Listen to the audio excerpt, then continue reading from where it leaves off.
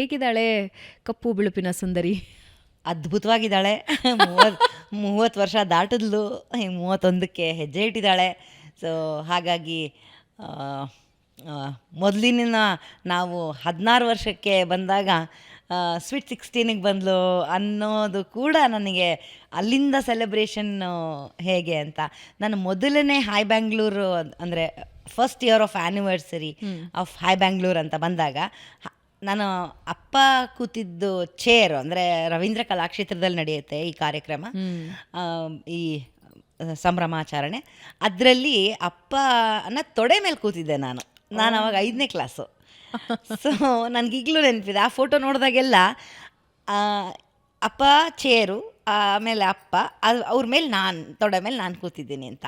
So ಈಗ chair ಒಂದು ಉಳಿದಿದೆ, ಅದನ್ನೇ ತೊಡೆ ಅನ್ಕೊಂಡಿದ್ದೀನಿ, ಕೂತಿದ್ದೀನಿ. 31 ವರ್ಷ ಸಾಕ್ತಾ ಇದ್ದಾಳೆ. ಅವಳೇನು ಎವರ್ಗ್ರೀನ್,